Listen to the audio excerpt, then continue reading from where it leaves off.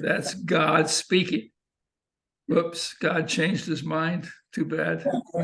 And anyway, I think the common good is what we're about. And to me, it's a collective consciousness. I think we've developed over the years spiritually an individual consciousness. And for me, the next phase is to say it's a collective consciousness. And the collective has its own mind, its own way of being. And just the way you started this, Dinesh, you said, well, we come here to hear each other. And I think that's a model for how people learn. It's a model for schools. Schools have become kind of factory models in the US anyway, where the teacher stands up, the students are lined up in chairs. In the first grade, I'm taught to compete with people I used to play with. And I think you represent a shift in a collective consciousness to say, well, let's bring children together to connect with each other. And this is happening here, where we break children into groups of four times a day and ask them, what are you learning? How's it going? What do you love to do? What are you good at? And I think all of that's kind of the consciousness and leadership that you're talking about. I also loved somebody said he cares more about a quality audience than a quality performance. And I like the notion that the audience creates the performance. I was in a restaurant once, and there was a musical group, and they said, we are the Southern County Rounders. That was their name. And they said, and you are the audience. And I thought, oh my God, I have a job to do. I have to decide and join in creating the performance. And I love that notion of accountability. You can't hold people accountable, but people will choose to be accountable when they're connected with each other. And I think that's what soil is about, and Niels, which I'm a little more familiar with. It's just to help people find each other, find in our neighbor, find in our citizens the capacity to create the world I want to inhabit. And that's the task of leadership. The task of leadership is not to grow leaders, it's to grow citizens and people that can create wherever they are. That also means that we focus on gifts. What I never learned in school was what I was good at. And it took me a long time, halfway through my life. Each of you talked about your own development. And I heard a philosopher in Stockholm give a lecture. And he says, if you're anxious, if you feel lonely, if you're alienated, if you have doubts about yourself, if you have wonder whether you'll ever connect with other human beings in a permanent way, all of which I said yes. He said, that means you're a human being. There's nothing wrong with you. It means that you are human. And I think what you all represent is our humanity. And that just means that being human. And so I think what you to be conscious is to be aware of our gifts and let that be enough, that I don't have to keep improving myself.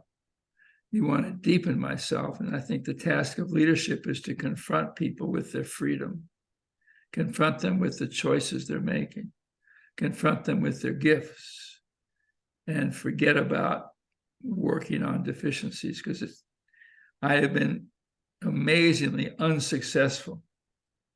And each of my wives would write the same book about me. Okay. And that's over a 65-year period, which tells me that all of my work at self-improvement was essentially unsuccessful. So let's just give it up, let it go, and say that I'm here to discover what am I good at. And it's much more uncomfortable for us to talk to each other about our gifts and our blessings and what we mean to each other. The only other thought I have is that transformation it's a corporate mind that measures transformation by scale. And I think transformation, a friend of mine says, it's slow, it's small, and it's cheap. And that means transformation is within the reach of all of us.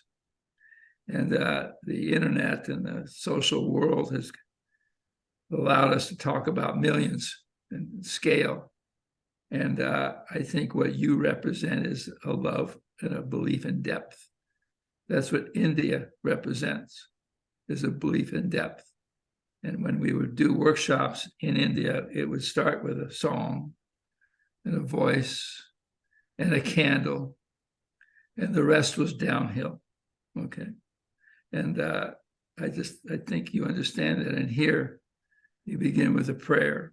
And I think you represent consciousness as a choice of depth over speed and relationship over scale. And that's a radical thought in the modern world, because we measure everything by one. We have a scarcity mentality.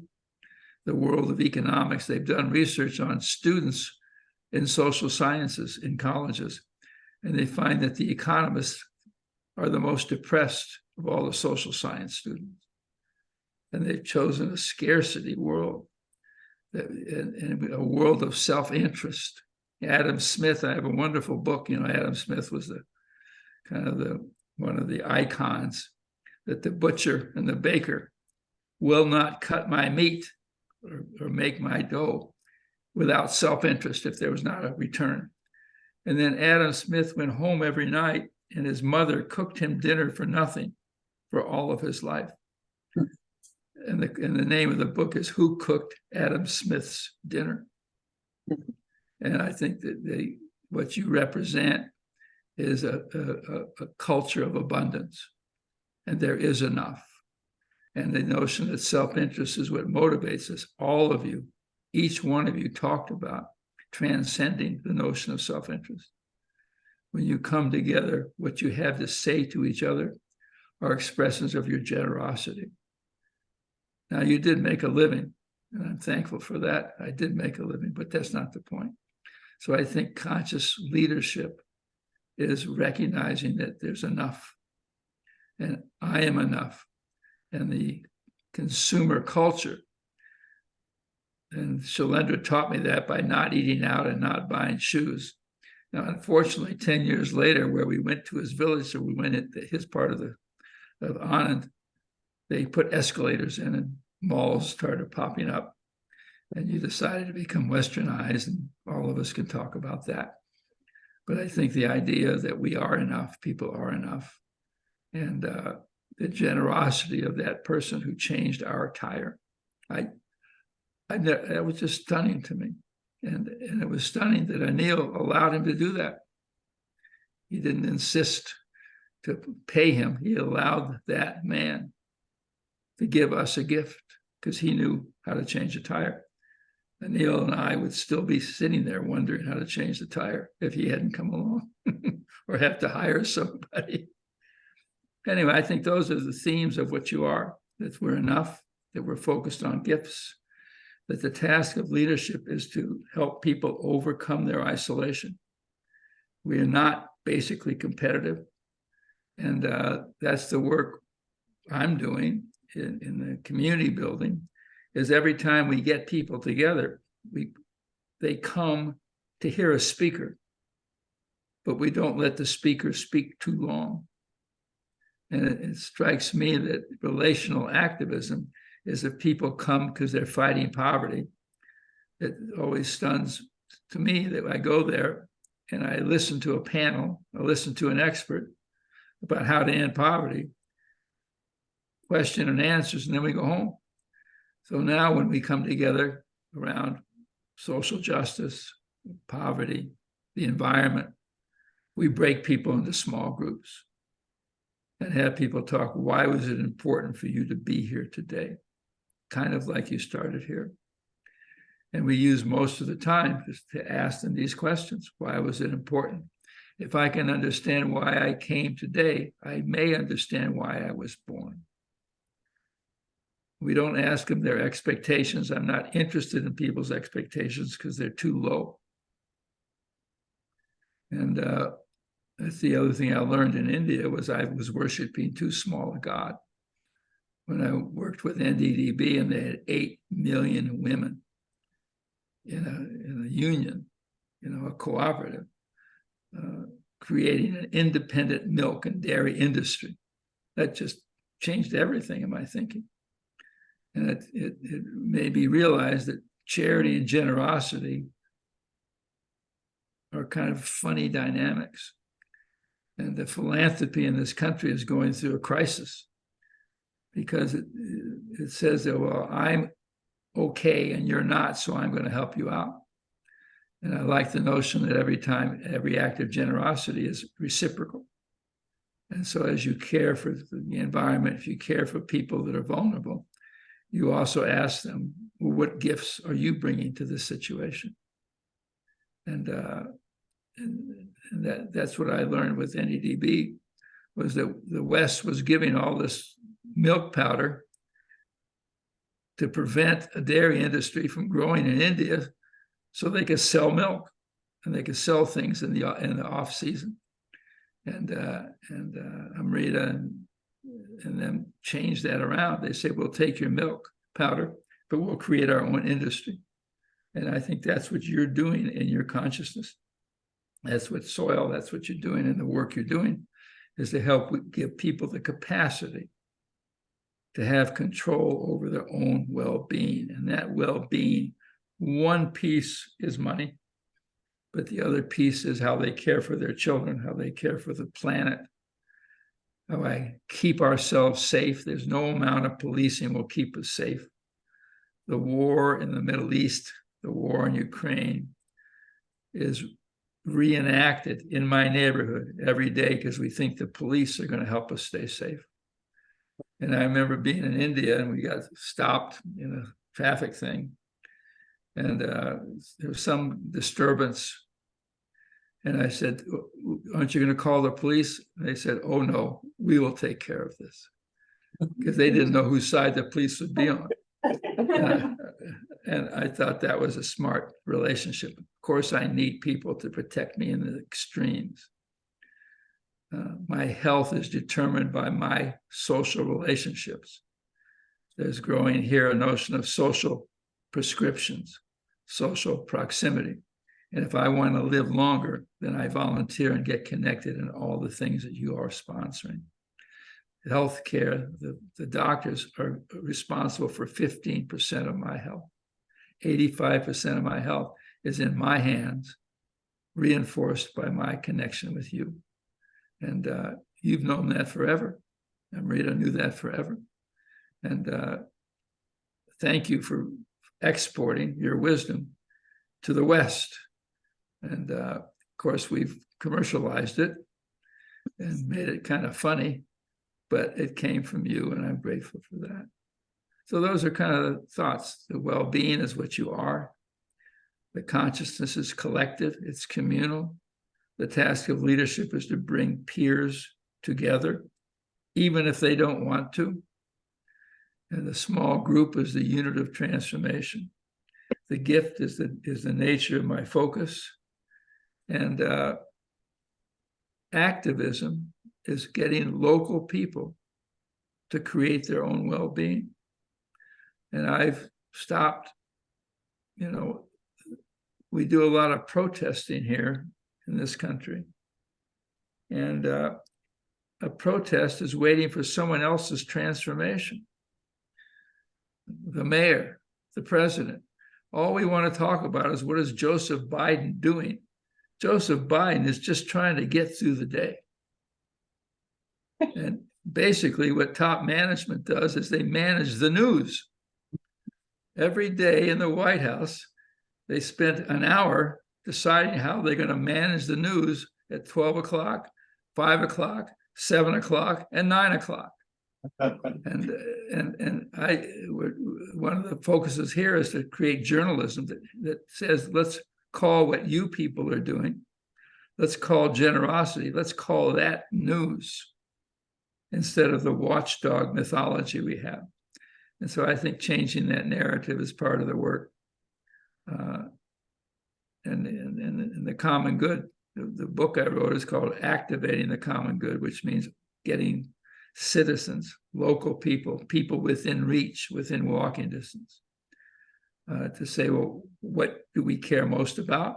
And how do we do something about that instead of waiting for people at the top, to change their minds? Because to be in the corner office, which all of you are, is beautiful to have consciousness there, but that can be used to bring citizens together and put them in charge of their own future, and not dependent just on money. It's on the fact that we invite them in. And so let me stop there. And I like the notion of a quality audience. I'm going to make a living off of that phrase. And if I'm the audience, I can decide how good the performance is. Wow, what a thought. What a thought. So, Peter, thank you so much. Yeah, thank you. Anyway, thank you for letting me.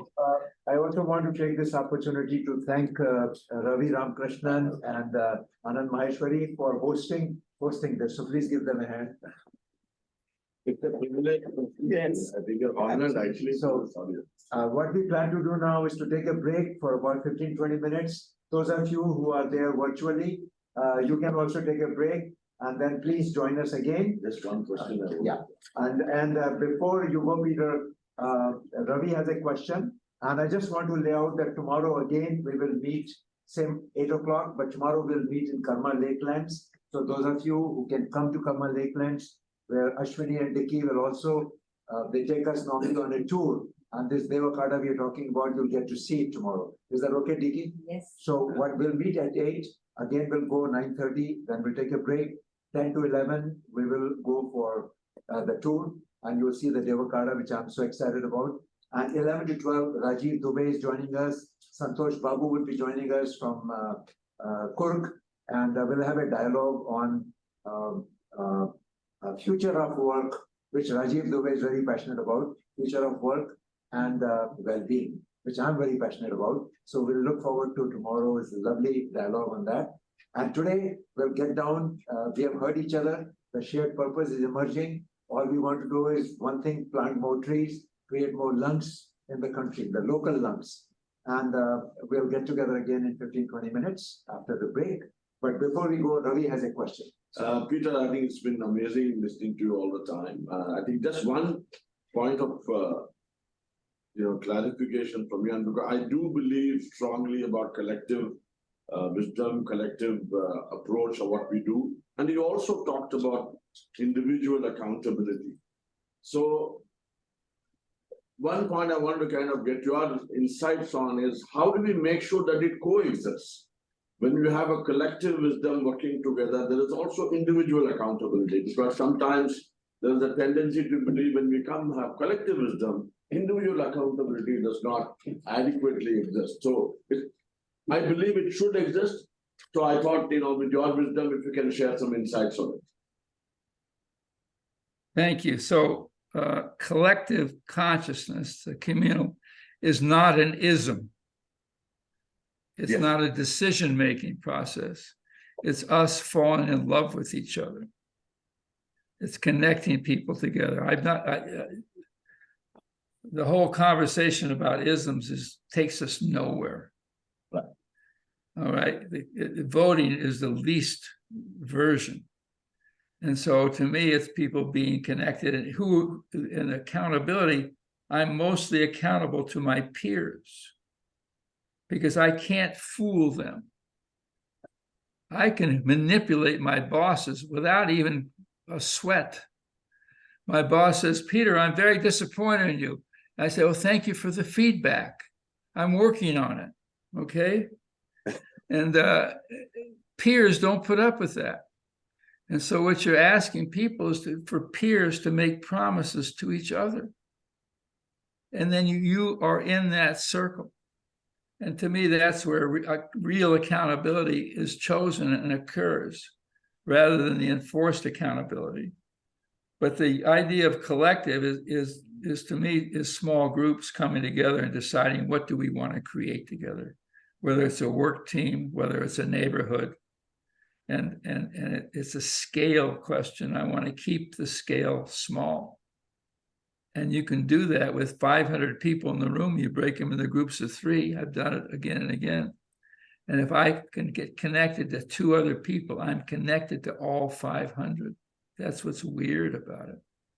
Anyway, thank you for caring about those questions. And anyway, thank you for letting me be with you. Yeah. I also want to. Peter, we'll take a break, but. Anil wants to say something. Yeah, I just want to, of course, thank Peter. Peter, extremely wonderful as always to listen to you. But I also know that a lot of people in the audience know our dearest friend, Ann Stadler from Seattle, who is 93. Yes. Heard that she fractured her hip and she's in hospital. So I just thought that I know. Think about her. Let's think about her and send all our loving, healing energy for Anne, because she was praying for the peace in Middle East, and then she unfortunately had this accident. So please do pray. Thank you. Yes. Thank you. So why don't we all stand up? Thank you. Thanks and send out energy, loving energy to Anne for her healing. Yes. Yes. And Peter, join us, and all the virtual people just join us in a circle. And let the love flow from our heart to each other, and let this love multiply and just grow and reach Anne for her healing and the healing of all the human beings on our planet, the blue planet.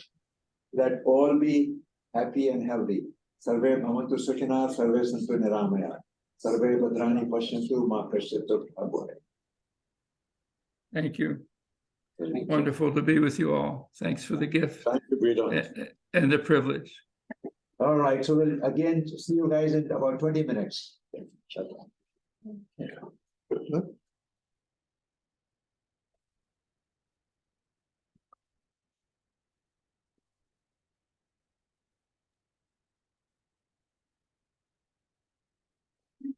We grab a sandwich and I have not had my breakfast. So आप ले लो ना बिल्कुल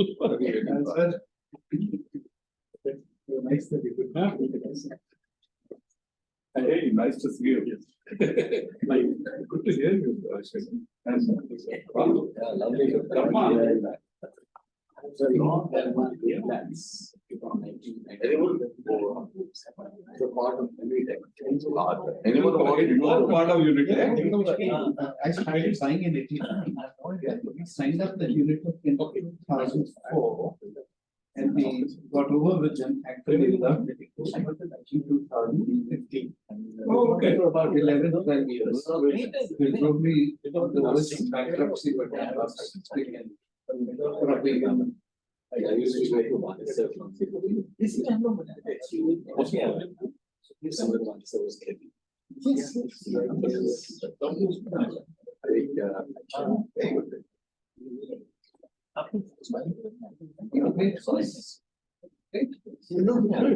We have a team who does more than what they have.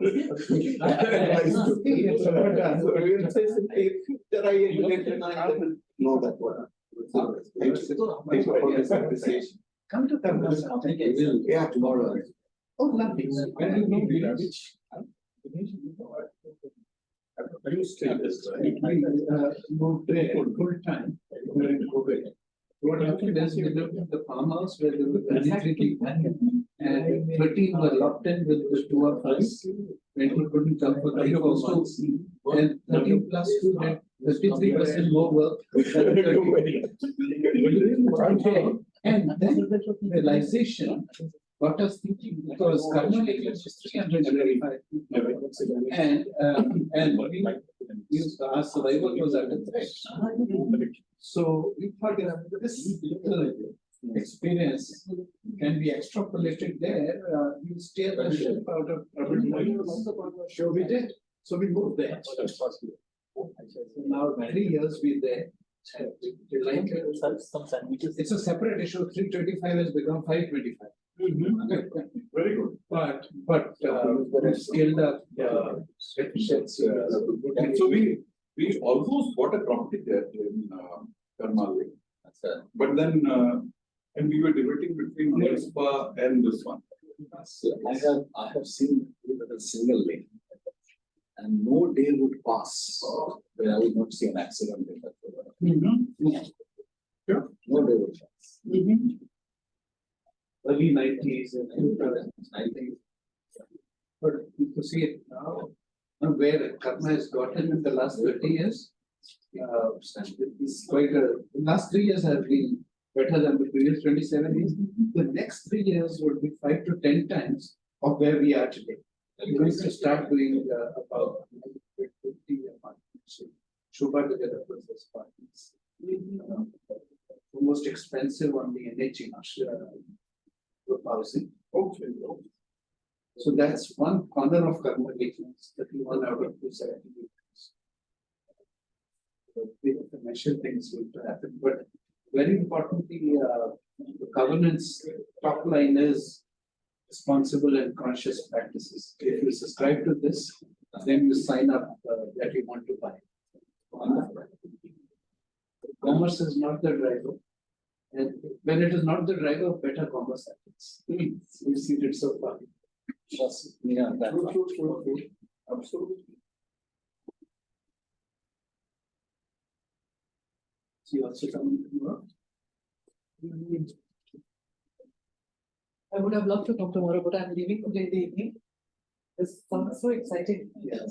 So your next visit? Certainly. Yes. Now we connected. Thank you. Any of the next visit we live there. Sure. So let's take some time out. Thanks. Ideally spend an overnight with us.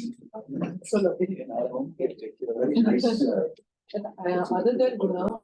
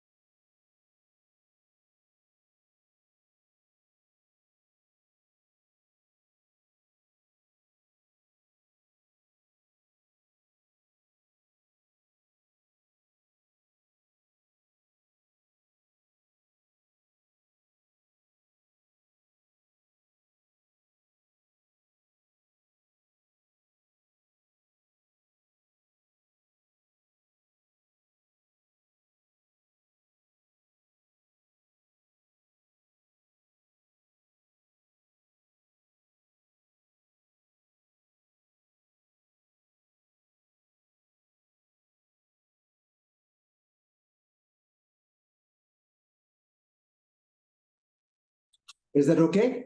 Any question from the virtual people? Dinesh ji, we couldn't hear. Okay, you could hear. All right. So what we are saying is, Doug, can you explain to everyone what I just said, World Cafe? And we're gonna put mute and then you guys can take it from there. Once you get explained. Yeah. So Doug will explain that. You want to explain? All right, that will be. Yeah. All right, so we can see if I couldn't hear what you said, so I'm just to see if my explanation matches yours, I guess. And then we'll see, but I think, so we use a technique which we call World Cafe, which is, are we gonna use time, Dinesh, or are we just gonna use a discussion? Timer or no? Yeah, you can put a timer for 20 minutes now. And I'm Yeah, okay, gonna. we'll just do one round, I guess we're gonna just do one So I'm round, gonna- we're gonna have two I'm gonna mute tables. you guys. I'm gonna mute you. You guys can take it. Okay, Okay. you just wanna, all right. Okay. So what we can do is the So, same. okay, not muted yet. Not muted yet. But there. Oh, there. Sorry. Okay, all right, people on Zoom, can you hear me? Okay, let's see, I see one head. Okay, good, you can see me. So we are gonna form a group here just to see how we can maybe begin to advance the conversation. What Dinesh was talking about is we used a technique before called World Cafe. I don't know if anyone's heard of it, but it involves generating some questions and then having groups mix around to the different questions. Since this idea just came to me about, I mean, not came to me, but since Dinesh just asked me to do this in this format about 5 minutes ago, we're gonna kind of wing it a little bit here. But I think the idea would be for us to generate some questions, to think up as our small group some questions here, while they think up they'll think up some questions on their side. So the overall question is kind of, we can go different ways. You can say, well, what did you hear that was most important from the earlier discussion? Or what do you think is the biggest questions that we could be addressing as a conscious leaders network? So we would generate some of those questions, and then if we have some, we have time, we can also talk about them. But at least if we have the questions, we can tee those up for further discussion, maybe in small groups, or feed them into a more World Cafe type process. So I'm going to stop for a minute because I know this is all like a big turn. Am I making sense to you guys? Let's see. Anybody want to come off mute and yeah, of course. okay, makes You know, sense. if you allow, can I start with my comments or question? Yeah, let's see, let's just Yeah. check. So, you know, if I really look at on a conscious leadership framework, or Yeah. when we talk about a conscious leadership, it has a very, you know, it's an absolutely very wide angle sort of a understanding, which, you know, and everyone else will have, every person will have his own level of understanding, own level of definition, and the framework. So, you know, if I really look at that from this community which we are today, so, you know, if we can also look at, you know, Freddie, I'm not talking about a definition or such like that, but more of a broader understanding about the context, that why we all talk about a conscious leadership, why we are talking about a, you know, collective, you know, level of engagement with the society. So, you know, what sort of a framework we are really looking at, so that we can have a very loosely sort of loosely held overall understanding about the context. So I just thought that that's one of the things, because I was not part of the March dialogue last 2022 March. So if it has already been done, it's great. Otherwise, you know, for the larger community to understand that as a part of the foundation. Yeah, so if I understand what you're saying, it's kind of a how do we work together question, or what is the framework in which we would possibly align or coordinate or work on shared issues together? Okay. Precisely. So, you know, so when we talk about, say, you know, you talk about a conscious leadership paradigm, or, you know, I speak about, or, you know, somebody else. So as a community, you know, there can be a very vast level of orientation about that. So you're very right. Where we align, where we get into a level of focal point about that this is what, broadly, why, not in a very specific level. Very right. So we can align and, come to a level of engagement. So very, very right. Right, okay, yeah, I share that. I also was only briefly at the one last year, so to my knowledge, that hasn't been clearly addressed, so I think and that was one of the things also top on my mind, so Wonderful. makes a lot of sense to me. Let's see, let me go down the list here. I don't know, Anil, are you there? You're the next one on my screen if you're there. Thank you. So, very aligned to what Suvir is saying.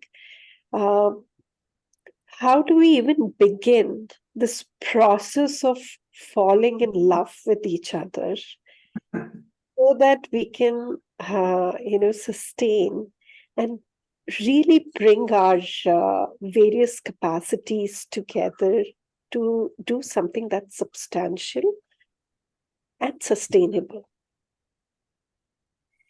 I'm taking notes here. So how do we fall in love with each other and bring our capacities together to do something substantial and sustainable?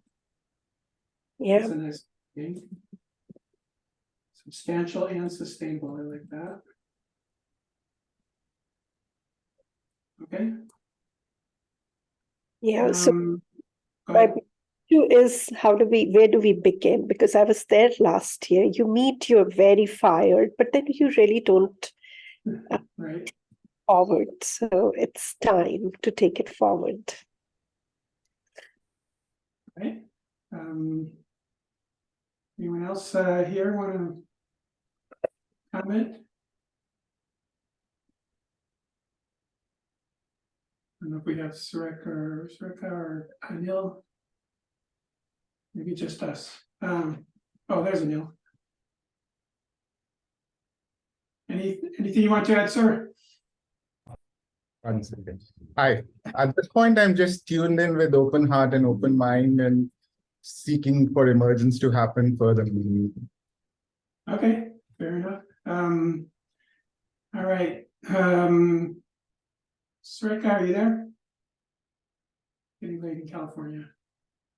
Okay, well, if she shows up, she can, or she's in Bangalore somewhere. So and she can add in. So I think those are good questions. Maybe we could try to drill down a little bit on just what do you think, what would be some ideas of I mean, I think they're related. I think to me what I heard was Meenal's suggestion kind of dovetails with Subir Kumar that if we've got to build our relationship with each other, and there's probably there's a relationship element and there's a framework, or a definitional roles and coordination element. Oh, I see Sri Kumar. Did you want to add any reflection? We're taking reflections from the earlier discussion. Did you want to add anything? Absolutely. Thanks, Doug. And it's actually building on to what Subri and Meenal was sharing. Essentially, when we come together as a group of conscious leaders, I feel it's very imperative that we should have a shared understanding, because it can mean a many things to a lot of us, right?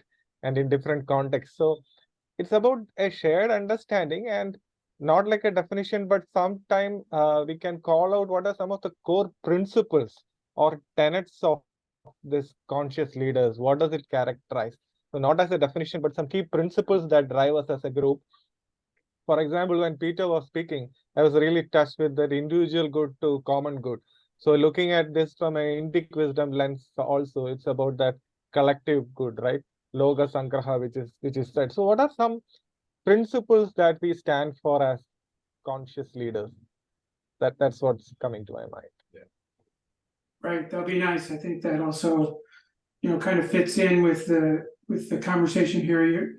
Things are starting to come to my mind, like a way to start defining it, a set of principles, a set of maybe responsibilities, roles, something. I'm not sure if I got the right word there, but a framework of defining how we work together, and then how do we keep and build our relationships together? How do we deepen it? So I think a lot of it is getting to know each other. A lot of it is getting to know each other's work.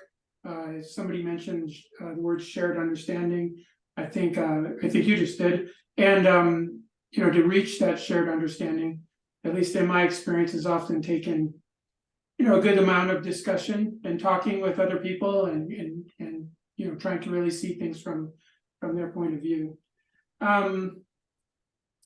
Okay, so just because we have some time, maybe we can. So I think that was nice. So you gave some core tenets potentially, like maybe we take from I could take from Peter Block, that we're seeking to, how could I phrase it? Putting the perspective of the individual, taking the perspective of moving from the individual to the common good, or something to that effect. I don't know. Anybody else? Anything come to mind you would want to add to that list, just as examples? So Doug, there's something else that's occurring to me. Okay. Which is, how do we ground whatever we are practicing? How do we ground that so that it's not just it's not something that's just in the air? Yeah. So can you say a little more about what you mean, what you're thinking of by grounding? By grounding, what I mean is really supporting each other in the work that they're doing. So there is some impact, some outcome that comes out of it. Just talking about it might not help, but when I say grounding, I'm saying really contributing. So maybe it's finding perhaps small efforts to engage together in something like that. Yes, really making a difference, because that's where it keeps the fire burning. Yeah, I do think that's an important part. That was also another thing that was crossing my mind, is that often in organizational change transformation efforts, we try to start with we call it small wins or something like that, and I think there's a value in that, in taking and another thing we've been focusing on in some of our conversations, their circles, has been like one habit, being able to change one habit, and not getting too broad, but just doing one thing to practice, so you can do one thing. If we did small groups that do a certain thing together, whether it's, I'm just making one up for illustration, raise some money for an educational project somewhere, then maybe it's a 3-week process, and we just all do our shared social media together, and we do it. But at least we would start to, because they say it wasn't Peter Block, but another guy, I want to say it was Stephen Covey, said something like, this isn't quite the right quote, but it's without interaction there's no commitment, or it was basically without interaction there's no commitment. So like, if people just show up for meetings, they have no real commitment to it. So it definitely makes sense. We maybe doing some small thing would probably help in a lot of ways. I would think it's building relationships, it's deepening motivation, it's possibly creating small victories that we can build enthusiasm around, and learning together how we would work as a group, and so forth. So yeah, that's really, really nice. I think it's a good addition. Anyone else want to comment on that, or anyone got any projects in mind?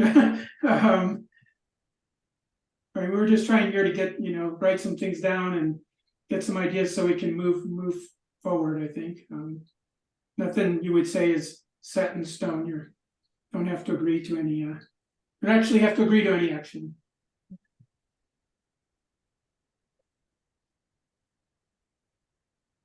Doug, can I add? Yes. Yeah. Another thought, that is, what are the various spheres in which we would like to influence as a group? Because we cannot really boil the entire ocean, right? As much as we love to make a difference.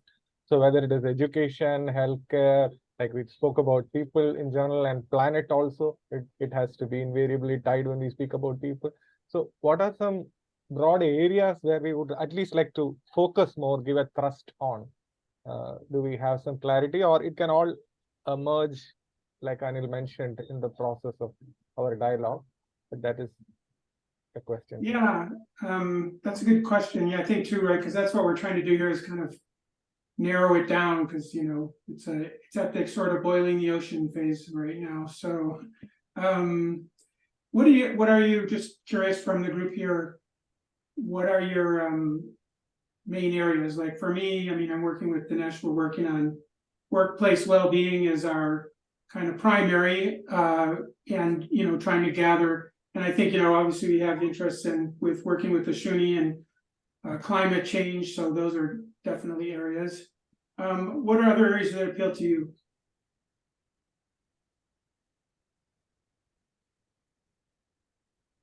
Anyone interested in more interested in education? Yeah, I think education and environment. These two are where we can really connect for a larger purpose, and in terms of also those are the areas where we can also connect with a targeted society or ecosystem where we can really help, and I think that these two are very critical, especially when we are looking at education. Also, we can look at what sort of a scope we should have. Is it education in terms of underprivileged, or working with some of the NGOs. So I think that those two areas are very super critical for especially a society like us. Yeah, you touched on a lot of stuff there, which it is tricky because I think they start to be interconnected. We mentioned poverty, education. There becomes issues of the privileged and people who have access to education and people who don't, or privileged and unprivileged, and economics. Sorry to cut somebody off there. Yeah, I would like to come in. For me, it is about healing the working world. The toxicity that comes in workplace, which eventually seeps into our personal lives and into the lives of future generation. That is something which is which I feel I would like to contribute towards. Yeah, that's definitely one that I am also interested in.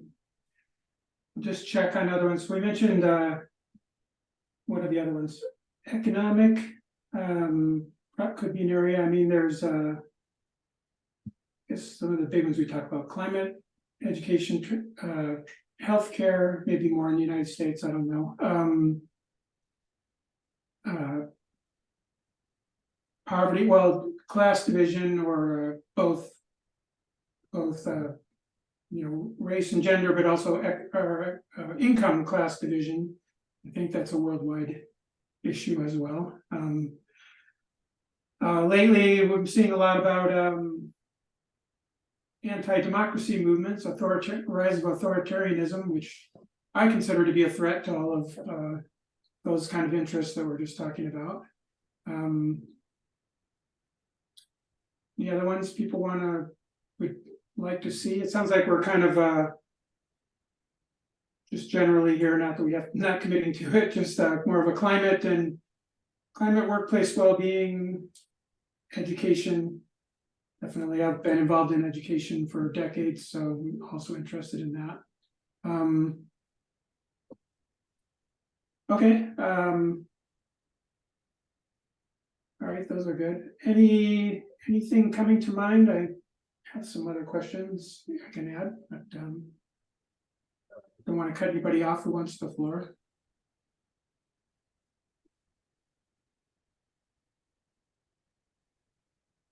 All right, so I'll ask another question. What if so what's most important here? I'm seeing 3 or 4 things that I touched on emerge, which all of them I can see as being potentially good areas to try to drill down, and I'm debating a little bit in my mind, which is like if we were going to suggest to the group, or that this is an idea.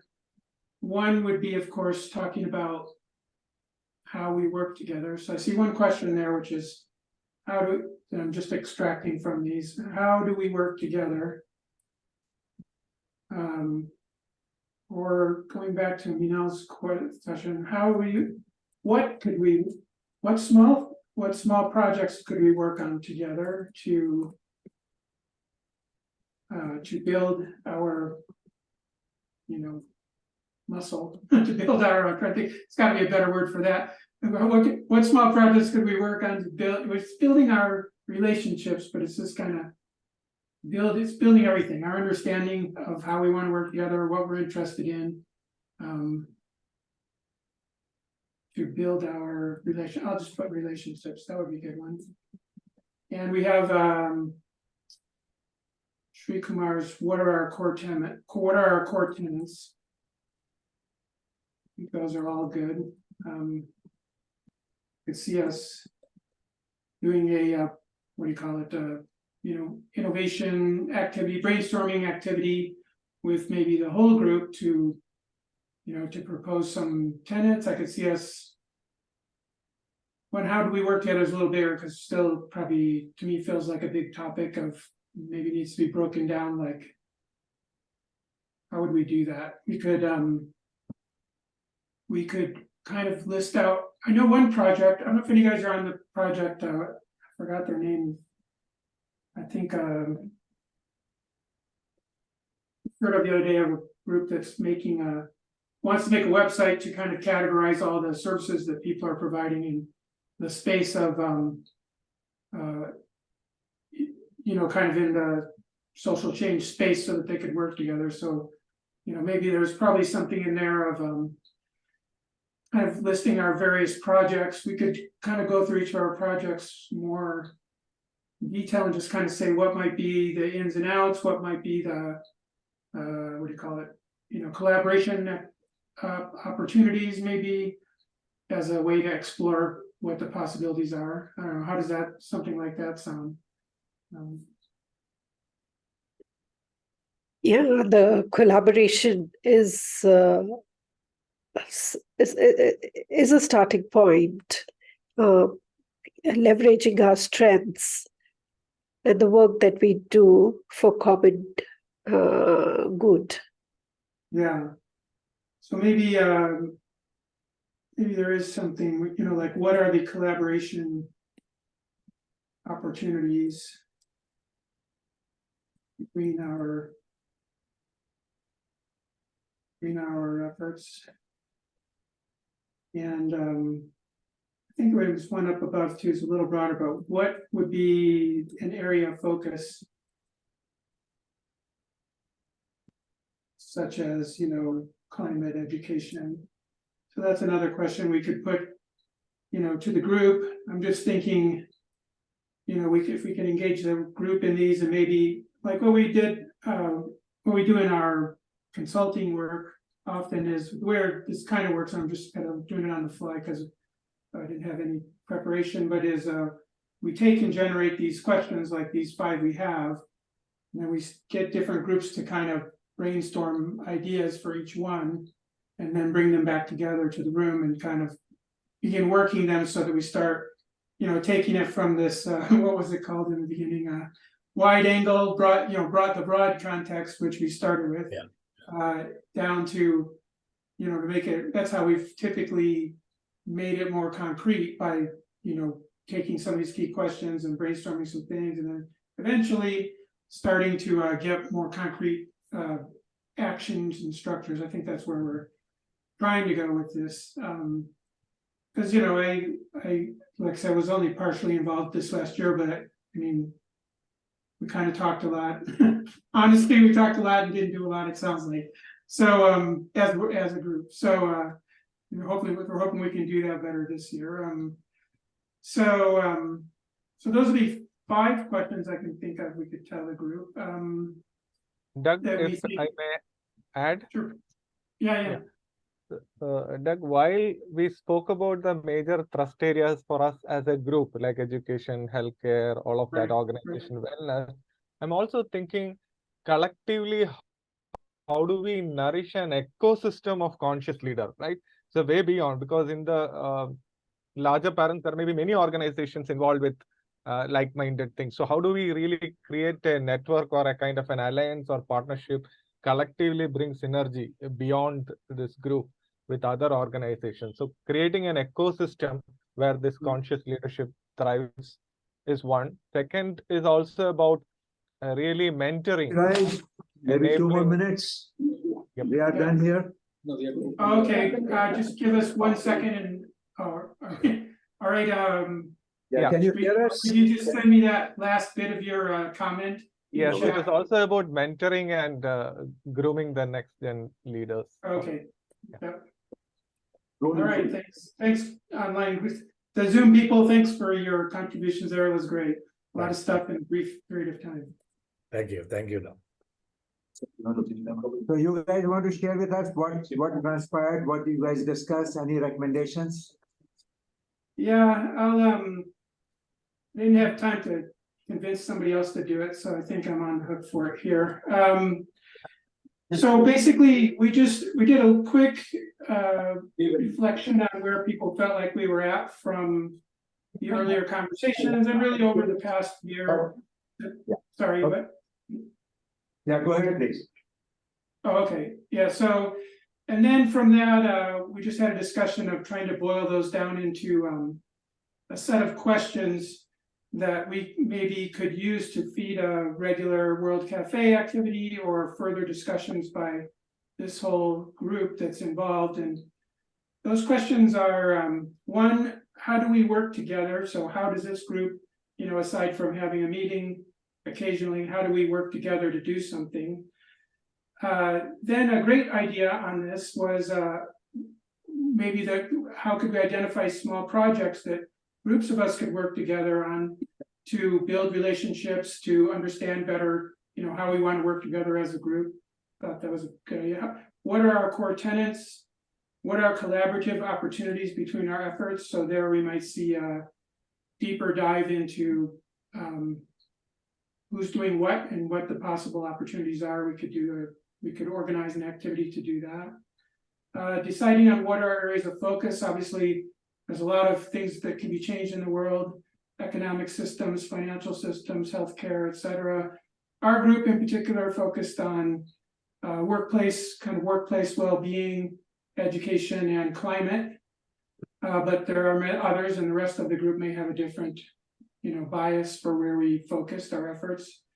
And the last parts, we didn't get a lot of time to discuss them, but how do we create a network of conscious leaders, like an ecosystem, and how do we mentor conscious leaders? I think I got that one right. So they was all ideas on how to deepen this effort and take it from sort of a, you know, big vision to some actionable ways to work together. And people on my group, anybody want to add or change anything from that? No, very fair, very fairly. Well articulated. Thank you, guys. Good job. All right. We had four people who are going to present a report. And so whoever is ready, you can please start. And if you guys can't hear, then let us know. And please also, maybe you can come here and speak in front of maybe the microphone here is good. So please come here and speak. You want to start, Anand? Yeah, okay. And you don't have to say everything, but summarize the key ideas. Hello, am I audible? Yes, yes. Okay. Very clear. Okay. So the topic that we were part of was promoting entrepreneurship. Okay, and the highlights of the pointers that came was that at the core of entrepreneurship will be impatience with actions, while at the same time being patient with results. So this was one, but then as Ravi had mentioned earlier also, that we really wanted to see how do we create a federation of entrepreneurs within an organization. So how do we, in our respective organizations, how do we progress from being good leaders in our teams to be every leader to be an entrepreneur in his her own right, and still connect or consolidate them as a federation. Another very important, interesting point came was synergistic linkages for entrepreneurship or within entrepreneurship for community development.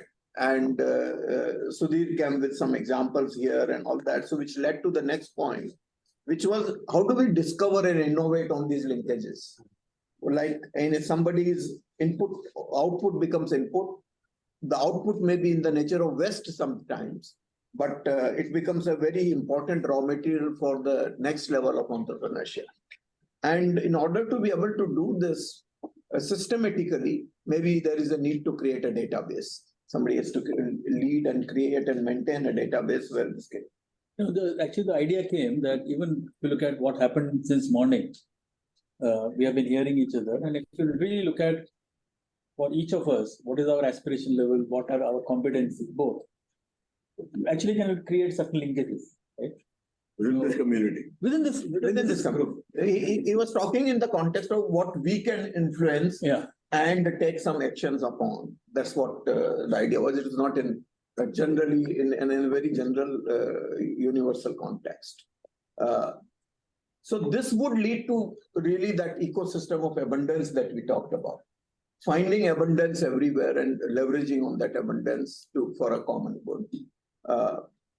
Then when other people started moving around and joining this group, more interesting points came, like incubating businesses within an organization, which is prevalent in some form or fashion in many companies, which is also called entrepreneurship.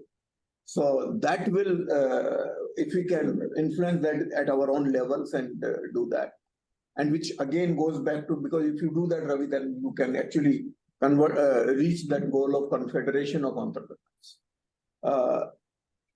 Another interesting point came was, how do we introduce this idea of entrepreneurship early on in the minds of young adults? Absolutely. So this can be started in schools, so that kids at that age, when they start thinking seriously about what they want to do in life, so beyond that standard doctor, engineer, accountant, or whatever, this becomes a all-encompassing career option, that whatever you learn, academics apart, entrepreneurship is something where you can. Ashwini is a great example of that. Absolutely. And then building further, can it become a formal curriculum in a higher education, colleges or beyond graduation? One very important point Sunil brought up was how do we leverage as individuals? We have a lot of domain knowledge. Some of us are very deep in a particular area. So how do we leverage that knowledge to solve issues for larger benefit of the community and the other stakeholders? And he had a ready example to quote for itself from in the area of logistics. It is a universal problem. And most people know that they are being fleeced or exploited for some reason, but because of the lack of full understanding or knowledge. And there can be some solutions around that. And the last point that Dinesh added was, in this entire thing, there is a ready example of TIE, the Indus entrepreneur. Okay, they have done some remarkable work globally on this area of entrepreneurship. How do we, all of us, learn from the TIE experience? Okay, and TIE example, which is flourishing even now. And what part of that we can implement? And maybe Dinesh, here you would like to add on one or two. No, I mean, it's or later on, but because this will become a topic by itself. Okay, so that's and also there are only 20 minutes left, so I want to make sure that everybody. You have to be conscious of that. Thank you so much. And today was just establishing contact points, because we don't know who's got what expertise. Even in this short 1 hour, we are making those contacts. Good, that was that. Thank you. Okay, who to go next? I can go next. Yeah, please. Yeah, come here. You can come closer here. I'll go. Thank you. You need your. And whoever is next, actually, you can also come here. I will show. Say, you can sit here. Then you guys can come Yeah, so my topic that I picked up was grow your own food, which was inspired by Vicky when she mentioned that in her intro. And in the discussion, a very interesting thing came up. One was coming from a home point of view. At home, what all we can grow. And then suddenly it shifted when Ravi came in and said, it can also happen in factories. It can grow at home. It can also happen in factory. And the theme which came out from in my mind was, like we talked about lung factory, we could make it like a food factory, right? Where between the trees, so it's a extension of the earlier thought itself, if we can do that. And what she mentioned, and Rekha, they both are expert in this area. Is that it can be, you can grow food in your balcony, in your terrace, and your windows. You can use seed boxes, you can use Asian paint boxes, you can use blue drums and cut it into 2 parts and grow it. They're doing it. So it's not that they're making it up, it's actually being done. And you can grow multiple things like lemongrass, dhania, pudina, curry patta, brinjal, tomatoes, karela, and saag, right? And I think he added also that you can grow dates, a tree basically, but also you get have the seeds, no? Just a seed, you can plant it vertically. So dates, yes. So that was a very interesting thing, which is very simple. It's very cheap and very no cost. And then Sunil gave a good idea. Rather than going to someone's house with a sweet box, You can give a gift. or if someone comes, give it a plant. So the way we were trying to see was, all these things can be easily done, not costly, and the benefits of that we could get is its very nutrition value is very high. Whatever you grow at home will be better than, like you mentioned that if you have a tomato, it will be small, but will be more nutrition than probably you buy from outside. And cheaper also. That's one benefit. Second benefit was no wastage. Kitchen wastage can be used to do this. So banana peel can be used. I did not know even the eggshells can be used. Even our hair, like when Even hair. For my hair, we have a lot of nitrogen in the hair. So if you put the hair in the soil, you get nitrogen, So there are ways. Wastage. The wastage at home can be used to grow food at home. So which is very interesting thought. And the same thing could be done even in factory, because factory wastage should be here that can be also used to plant that. And also from a factory point of view, this can be a gift. Like the employees can be given as a gift, a sampling, or they can get when they're coming to the factory, they can get some seeds from home, and that can be done. So whatever they grow in the factory is also used in the factory to have food. So that kind of a behavior can come in. And what Dinesh mentioned was the issue in this is we have to sell this concept because people don't still use it. So we need to show them the real benefit of that. Maybe tell them something like, make it more a bit religious piece, the mother earth, like something, so that it can connect and they can actually start not doing this piece. So how to sell this concept is one of the challenge we have to work on. But the thought was a lung factory can become a food factory also, extension of that. And between the trees, you can grow the food for consumption. It also becomes a consumption point of your food waste. Yes, food wastage is composting. Give them a big hand. Next. Okay, I picked up the topic of Indic wisdom, and I think I picked it up more because I was more keen to know what all it covers. So I just have an assimilation of some inputs. Ashwini mentioned about a few points about like what it probably contains is preserving soil quality, which I think we spoke about. Yoga and spiritualism, and of course the concept of Vasudev Kutumbakam. Dinesh talked about a few concepts which again to me were maybe the first time I'm hearing of them. Unity consciousness, which means, if I can say it correctly, Dinesh, and please feel free to add, so where you see good and God in everything.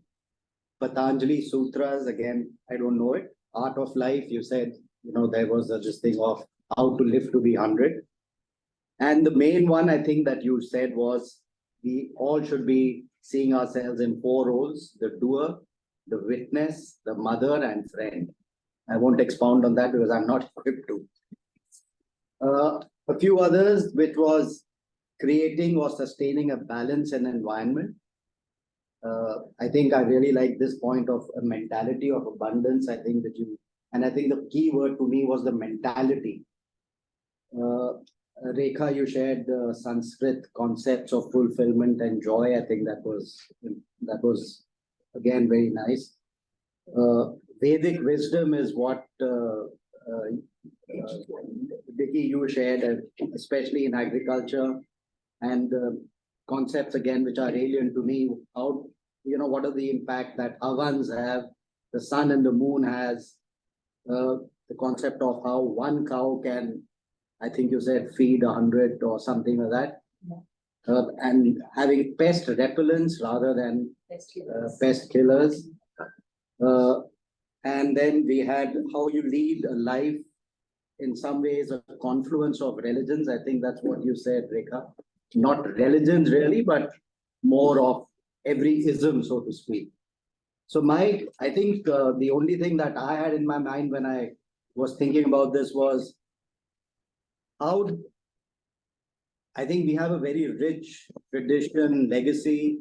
How are we actually leveraging and growing this in our, in our own education system, in our own traditional, knowledge, etc. So that's why I was more curious and I just tried to assimilate this. Thank you. Very nice.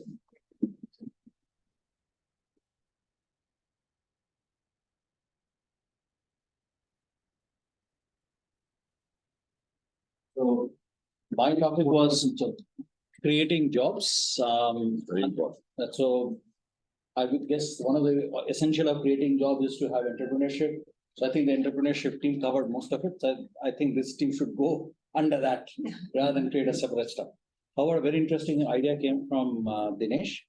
So I'm not going to add on the entrepreneurship, etc., but that group has covered most of the stuff.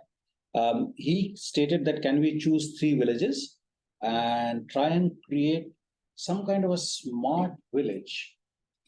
And we can take anything, whether it's communication or whether it's agriculture, and try and give them and help them with best practices in the world and create jobs over there so that they can flourish.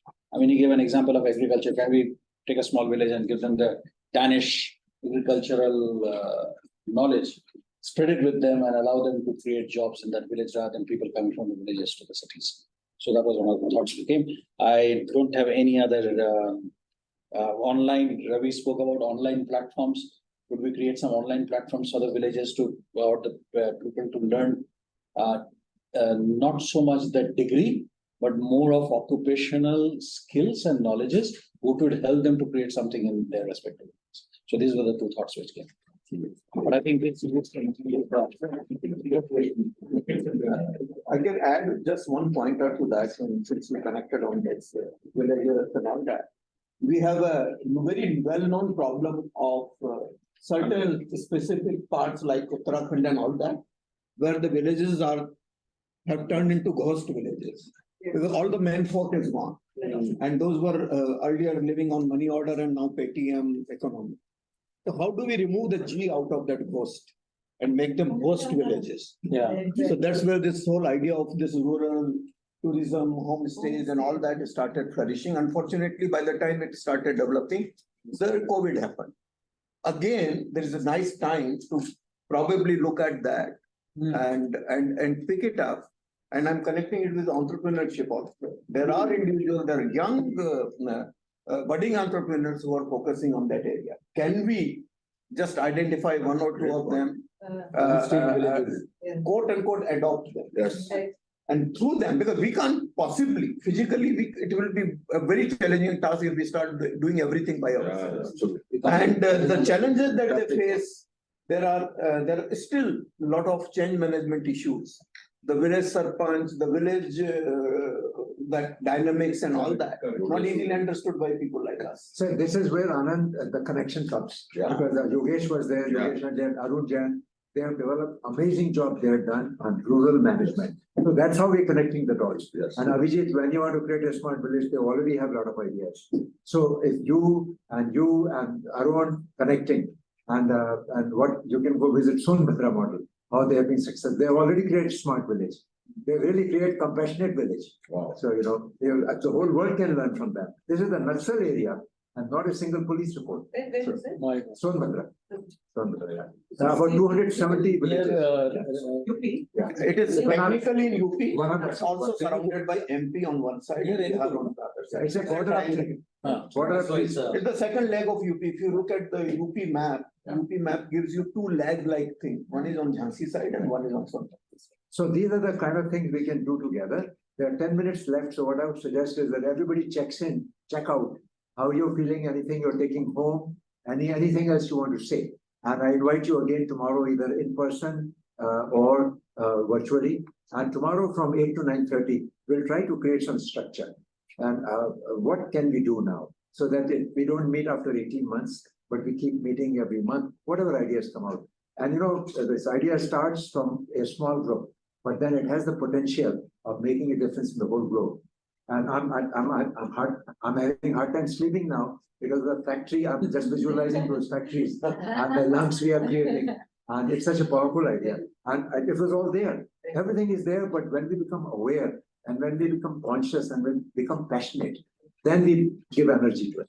So each one of you here is giving energy to all these ideas which we are discussing. That's how we started 30 TQM journey. And the first success we had in April of 92, remember? And look at what the impact it had all over the country now.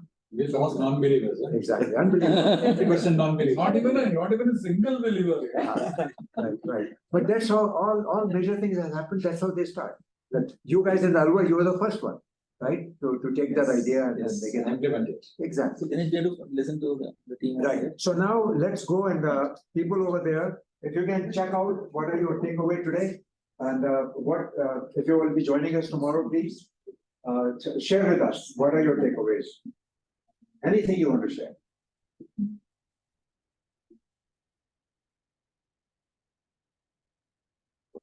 Meena, you want to start? You want to share? Okay.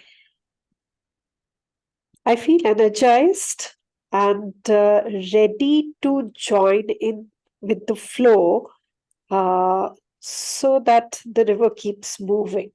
That's my takeaway. Thank you.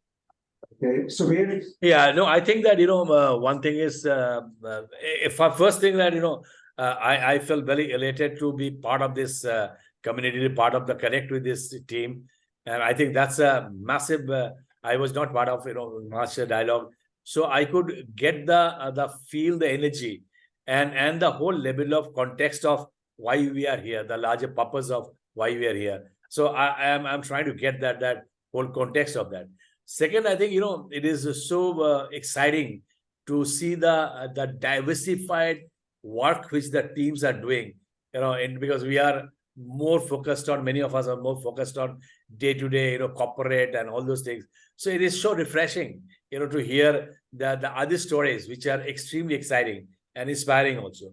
The third takeaway, I think, is that there are so much of understanding. I was talking to Daw and other group, that the whole framework of the conscious leadership and the context of this conscious leadership and how we can it's a journey. It is not a task to be done tomorrow.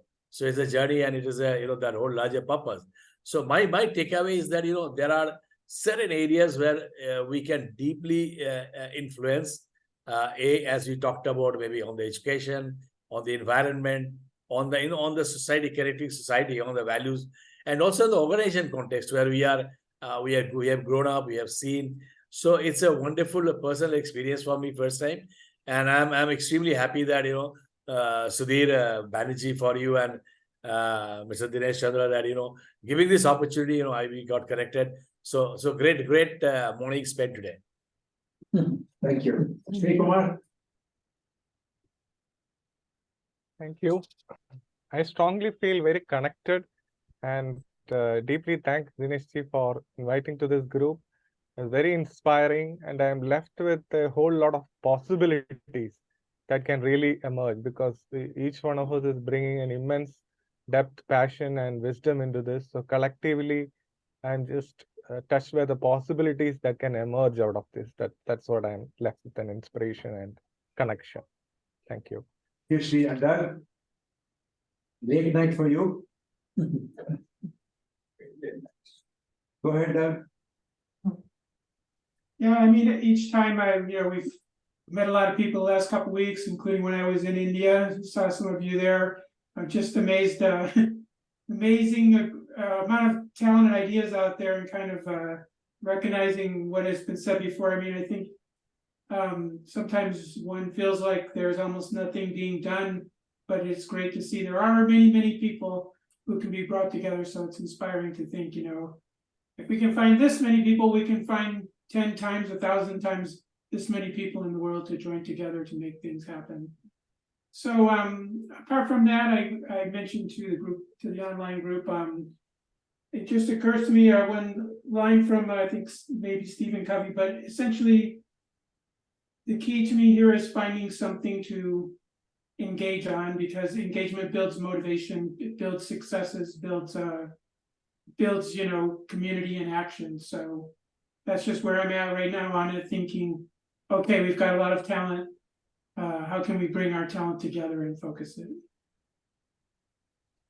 Thank you, guys. Big hand to all of you. Thank you. Then in the room, Ashwini, you want to start sharing? Dinesh, Vicky and I came up with a very simple, austere and practical living thing, that everybody carries their own handkerchief. So we do not use paper napkins so much. And then there was other things also. Yeah. Bag. The bag, the shopping bag, and the water bottle. So nobody should be using these kind of water bottles. They should carry their own water bottles. And we had made a small commercial also on that. You'll see it on Instagram. I think Vicky had posted. We can put it in our conscious. You want to give a demo of it now? Okay. Don't leave home without handkerchief and bottle. Thank you. Yeah, no, so I guess, excellent connection. I think I'm just linking back to our March meeting and now. I think it's growing, right? We have got every time new members. I think the question in hand is how do we make sure that this linkage continues and we don't wait for these forums to come, right? I think that's really important. And I think, I can take the, action on myself that let's create maybe a kind of a simple database, like Abhijit background, what he's looking at. And similarly, for all of us, I think then that database can be where we are free to then connect and not wait for maybe periodic sessions to come. A directory. Yeah, a directory. Of all conscious leaders. Email IDs, WhatsApp, and also expertise. And the expertise. Yeah. And I think, where my wish is that Dinesh, next time when you are here, suppose it is March or whatever, we don't now build up more linkages. Let's build the linkages should be, we all build ourselves. But those forums should be where we come back to create some case studies. What happened between then and now?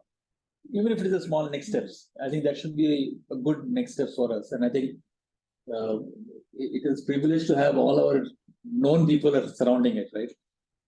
So we have a domain name, Conscious Leader. Yeah. March things are there. Some of you so it's all there. But I need a volunteer now, somebody to take it forward. So in this group, if there's anyone who wants to take charge of that website, Conscious Leaders, and then take it forward, then we'll wait for that. Whoever wants to volunteer. We can also check with Rali. We can take his expertise. I don't think there's anybody there. Anyone else on the virtual? I think in the participant list that there are only ones I saw. There's no one else there. So. So the database, I will take it up. Okay, so I'll connect with both the WhatsApp groups and build that. Sanjay. So for me, it was a good experience. Very nice to connect, and again the diversity and the inputs that I got. I think right now my head is more this thing. Okay, where can one contribute and how?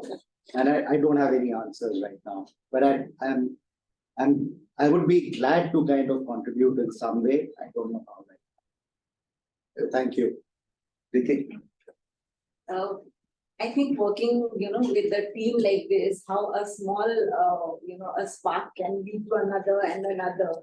So we started with, seed sapling and labor car, and now from lung factory to food factory, so the mind is constantly working on how to implement it. So it's a great learning. Sorry. As far as I'm concerned, I was not thinking on these lines. So my key takeaway is my overall thinking and perspective got elevated, and I will definitely do something like it. A little bit louder, Abhijit, so people can hear us. I think from my perspective, I think the first important issue is the connect. And it's absolutely sort of exciting to see so many people. And I'm not alone, so many people thinking of the issues. So that's probably the biggest thing I'm thinking of. Abhijit has said what I wanted to both the points. Beautiful connects, the kind of things that each one of you is doing to understand it and to connect as people also was really amazing.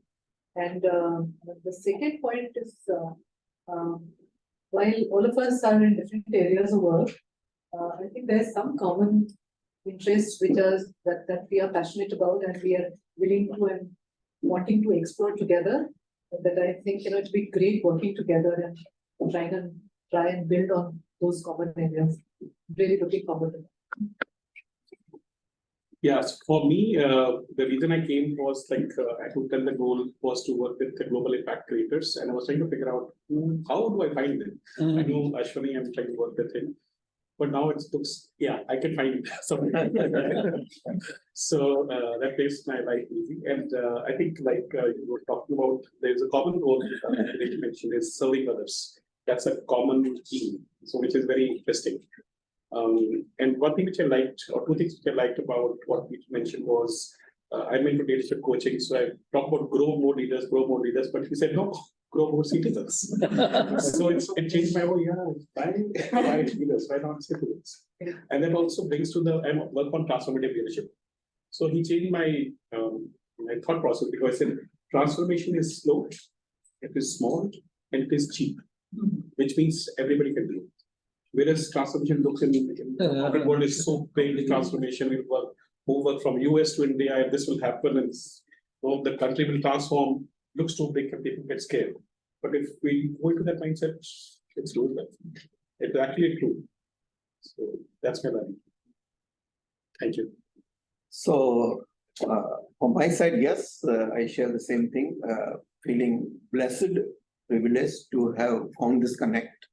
And in terms of one key takeaway was what came with Ravi's question also was that collective consciousness along with the individual accountability, and we all have to work together. So put some, what should I say, action orientation, outcome focus to all this.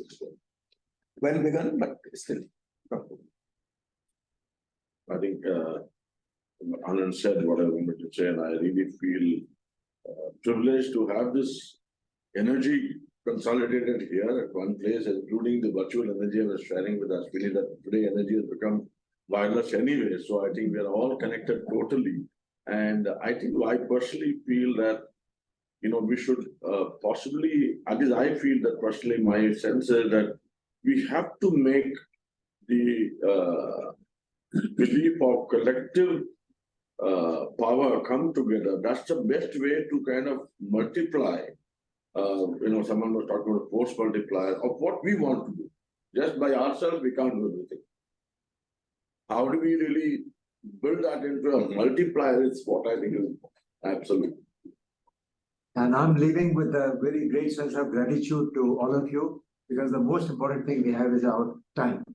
That is the most powerful currency each one of us have. And you all have chosen to give 3 hours of your time. We are a little bit over it, but I'm glad that you all came. Showing up is the main thing. And special thanks to Shri and 3 of you there, to use 4 of you, Doug is also there. All of you stayed with us, and sometimes you can't even hear us well, but even then you are getting our energy and our spirit. And I think we really appreciate it. So with a deep sense of gratitude, I look forward to seeing you tomorrow at 8 o'clock. Dinesh, I just want to add one, and it's very important that I share this. Without getting into too many detail, but something was going on in my mind, and I happened to call up Dinesh, and it exactly happened that he said, I was about to call you within 2 days. And this is probably a year now, year and a half now. And but one thing which is really important, and I want to park this as a thought process, is that we have to believe that there's a cosmic reason why some of us are here at any point in time. Yes.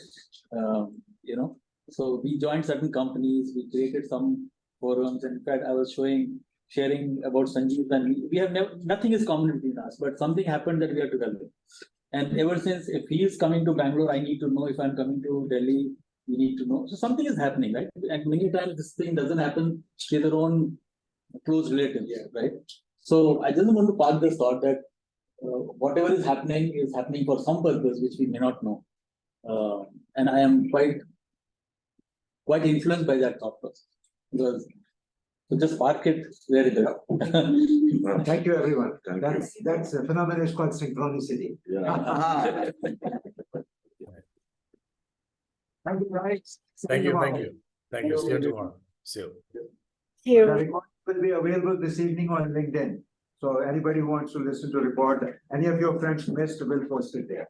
Sure. Thank you. So driving back home, outside Ireland. Good. Last one. As a matter of fact, this morning, no AC was on, or window panes down. That's good. That was the very enjoyable time to drive. That time of the day is also wonderful, no? Yes. Yeah.